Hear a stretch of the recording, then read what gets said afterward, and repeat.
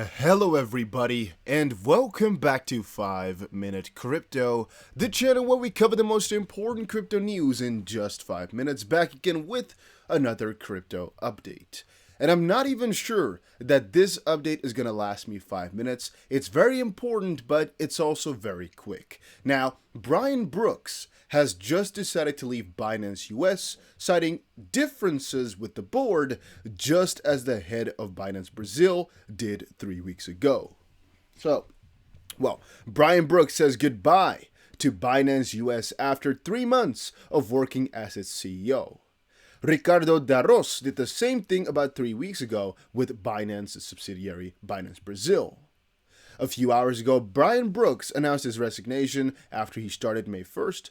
On his personal Twitter, he did not really elaborate much on the details, simply explaining that there were differences over the strategic direction the company was going to take. Greetings, crypto community, letting you all know that I've resigned as the CEO of Binance US. Despite differences over strategic direction, I wish my former colleagues much success, exciting new things to come. Brooks assured that he holds no grudges against the company and wished his colleagues the best of futures. Binance CEO CZ issued an official statement following Brooks' resignation, assuring that the departure will not impact users. Quote, he did not devote any words to the former CEO of Binance US, end quote. Let's quickly check it out. Brian Brooks has resigned as Binance US's CEO. I remain confident in Binance US's business and its commitment to serve its customers and innovate. As one of the largest crypto exchanges in the United States, Binance US is poised to continue to grow and empower the future of finance. This transition will not impact Binance US customers in any way, as the company will continue to deliver best-in-class products and services. Now, I have, of course, thought about this for a little second. What could be the reason that he'd quit? And to be honest with you, there's actually a multitude of them. One could be Binance's ever-changing structure.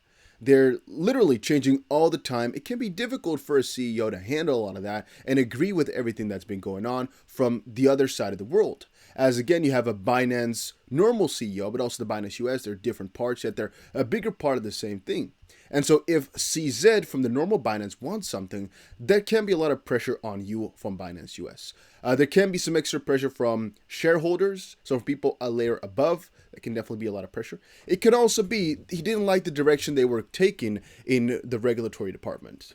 It could also be that from that same perspective, regulatory department, he was too afraid of getting a massive lawsuit. He could have found out about the quote-unquote scam in the lower edges or the discrepancies with the law, and so he did not want to take the fall for that one too.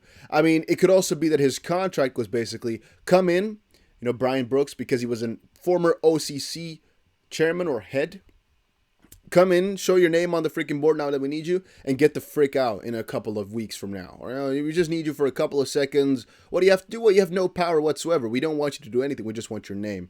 You're going to get a little bit of a normal salary. Could also be, right? Then he was like, oh, but what can I do? Where's my power? And like, no, you have nothing. We don't really know. So eventually it came out that it's not a perfect fit, like multiple people have said over the last couple of months. In a relatively surprising event, Brooks took over as CEO, replacing Catherine Colley, a woman who worked hard to position Binance in the spotlight of North America. After substitution, Catherine Colley has remained in almost absolute silence, which some see as a resentment and others see as a caution in the face of possible legal proceedings. Once more, what I just said. Brooks' professional records made him a golden candidate to lead Binance's efforts, and so people are saying, hey, maybe because he had that position, he's going to be, a nice position here, but it doesn't mean he actually knew what to do.